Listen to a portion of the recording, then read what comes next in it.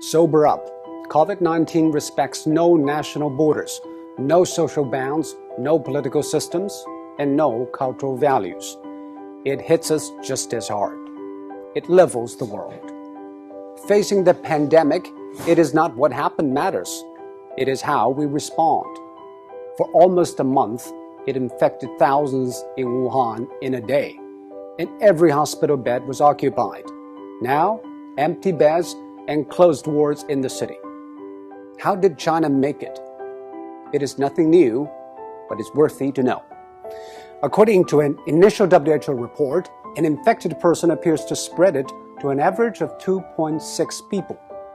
And after 10 generations of transmission, with each taking 5 or 6 days, that one initial case has spawned 3,500 in matters of days. And that is what the world is seeing. What China did is to break the cycle by human intervention. The scale unprecedented in history. Extreme, draconian, and aggressive. These are the words used to describe China's response. But now, people have come to terms with the new norm, lockdown. Some people say, isn't that a violation of individual rights? Actually, the balance between individual rights and public safety is always an ever-changing equation. After 9/11, all the airports in the world began to impose draconian safety checks on passengers, and people accepted it because we traded a little of our freedom for the greater good of the public. China imposed the largest and most draconian quarantine in history. Factories shut, public transport stopped, and people stayed indoors. By doing that, it flattened the curve.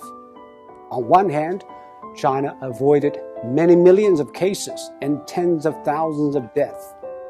On the other, it stretched out the time and made the hospitals restaffed and less strained. This is exactly what Europe and America should know.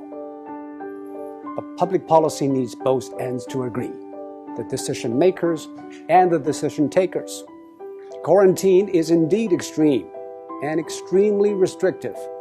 It needs the people in lockdown to be honest and cooperative. I think what the people of Wuhan did was exceptional. They had the courage, tenacity, and resilience to stay housebound for days, weeks, and months.